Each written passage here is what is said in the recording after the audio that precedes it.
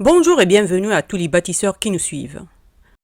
Dans cette vidéo, nous allons aborder une notion très importante dont l'étude de prix d'un projet est beaucoup plus importante dans les marchés, que ce soit les marchés publics ou les marchés privés. Une notion étroitement liée à la notion de l'ouvrage élémentaire et à la notion du corps d'état dans la construction. Ces deux notions, nous les avons déjà abordées dans deux vidéos séparées qui se trouvent sur la chaîne. Pour la vidéo d'aujourd'hui, notre sujet, c'est les lots dans la construction. Pour bien cerner ce sujet, nous allons aborder les points suivants. C'est quoi un lot? C'est quoi l'allotissement? La relation entre l'allotissement et les marchés? Comment sont formés les lots? L'organisation des lots? Et on termine par l'importance des lots dans un projet. On commence par le premier point. C'est quoi un lot? Le lot est une partie d'un projet ou une partie d'un ouvrage qu'on peut définir en se basant sur la notion du corps d'état et sur la notion de l'ouvrage élémentaire. On peut définir un lot comme une partie autonome d'un ouvrage ou d'un projet qui regroupe des travaux cohérents, qui peuvent être réalisés par une seule entreprise qui représente un corps de métier, c'est-à-dire un corps d'état de construction. On peut dire aussi que le lot est un ensemble d'ouvrages élémentaires regroupés pour former une partie autonome de l'ouvrage et qui sera attribué à une seule entreprise qui représente un corps d'état pour réaliser l'ensemble de ses travaux. Je cite à titre d'exemple quelques lots qui représentent des parties d'un projet de construction d'un bâtiment. On a le lot déconstruction, le lot menuiserie extérieure, le lot revêtement de sol, le lot menuiserie intérieure, le lot peinture. Le deuxième point, l'allotissement. Avec la notion du lot, il faut aborder aussi la notion de l'allotissement. L'allotissement d'un projet est l'action d'allotir le projet, c'est-à-dire décomposer le projet en lots. En décomposant le projet, on élabore la liste numérotée des lots. Dans cette liste, les lots se succèdent dans l'ordre chronologique d'exécution des travaux.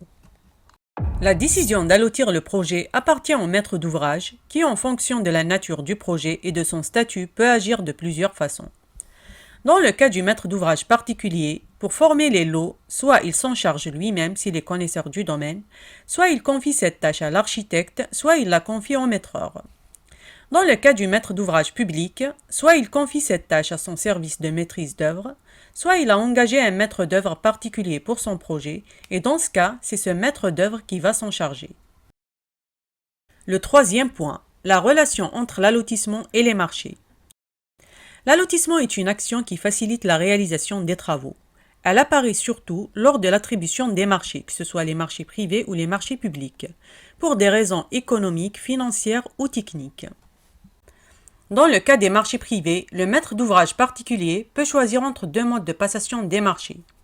Soit attribuer le marché des travaux à une seule entreprise qu'on appelle entreprise générale tout corps d'état, sans décomposer le marché en lots. Ensuite, cette entreprise générale peut allotir le marché pour sous-traiter des lots. Mais il faut noter que le maître d'ouvrage qui a signé un contrat avec l'entreprise générale ne va pas avoir de contact avec les sous-traitants, et que l'entreprise générale, qui a obtenu le marché, est responsable de la qualité des travaux devant le maître d'ouvrage. L'avantage de cette procédure est que lors de la consultation des entreprises, le maître d'ouvrage gagne du temps, puisqu'il va juste consulter quelques entreprises générales. Et lors de l'exécution des travaux, il va y avoir moins de conflits parce qu'il y a juste une seule entreprise pour traiter avec. Soit le maître d'ouvrage va allotir le projet, c'est-à-dire décomposer le marché en lots et attribuer chaque lot à une entreprise spécialisée pour le réaliser. Dans ce cas, la procédure de passation du marché sera plus longue. Chaque lot doit être réalisé par une seule entreprise, mais en même temps, une seule entreprise peut obtenir la réalisation de plusieurs lots. Et si une seule entreprise réussit à obtenir plusieurs lots techniques, les factures qu'elle va présenter seront indépendantes. Puisque chaque entreprise va intervenir indépendamment des autres, il y a risque d'apparition de conflits entre elles. Dans le cas des marchés publics, l'allotissement du projet est obligatoire sauf pour des cas exceptionnels, pour assurer une meilleure concurrence entre les entreprises quelle que soit leur taille, ce qui donne la chance aux petites entreprises, aux moyennes entreprises et aux toutes petites entreprises d'accéder à la commande publique. Dans ce cas, chaque lot est attribué séparément des autres lots composant le projet à une seule entreprise. On arrive au quatrième point. Comment sont formés les lots? Pour former les lots, le maître d'œuvre décompose le projet en se basant sur les plans d'architecture du projet, les plans d'exécution du projet, la notice descriptive sommaire du projet. Pour sa façon d'agir, le maître d'œuvre prépare la liste de tous les lots qui composent le projet. Chaque lot est décomposé en ouvrages élémentaires. D'ailleurs, sur ce point, le maître d'œuvre doit être attentif à ce qu'il n'oublie aucun ouvrage élémentaire.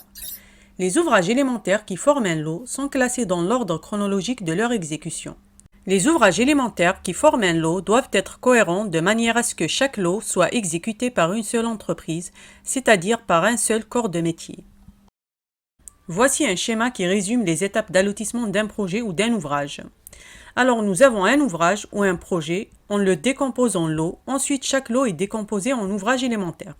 Le tableau qui suit reprend les lots qu'on a cités au début. La première colonne, c'est le numéro du lot, la deuxième, c'est le nom du lot, la dernière, c'est le numéro et le nom des ouvrages élémentaires qui composent chaque lot. On prend l'exemple du premier lot, la déconstruction.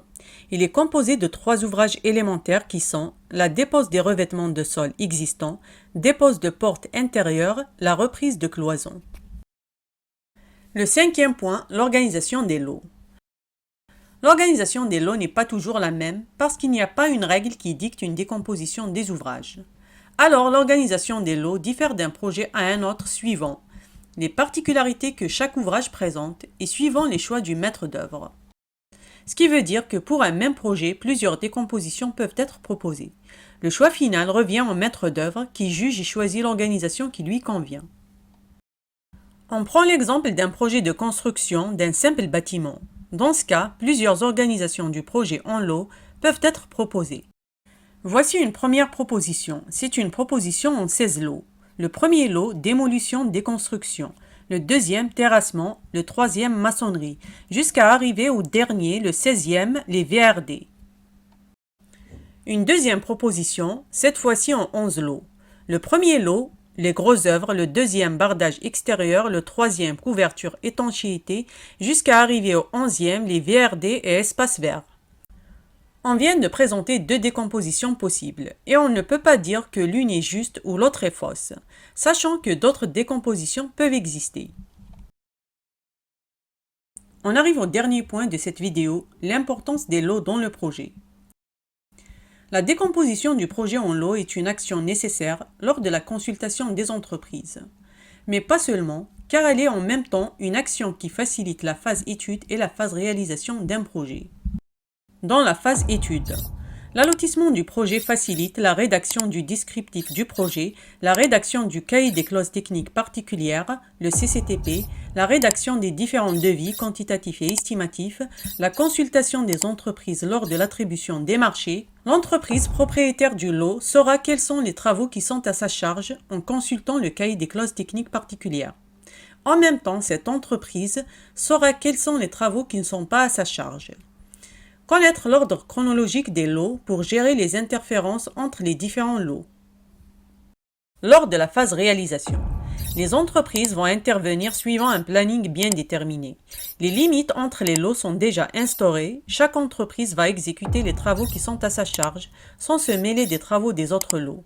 Éviter les conflits et les litiges entre les différentes entreprises. Organiser l'affectation des ressources de l'entreprise, comme l'affectation du personnel et l'affectation du matériel. Faciliter le suivi des travaux pour le maître d'ouvrage et pour le bureau d'études. Faciliter la préparation des attachements et des situations de travaux.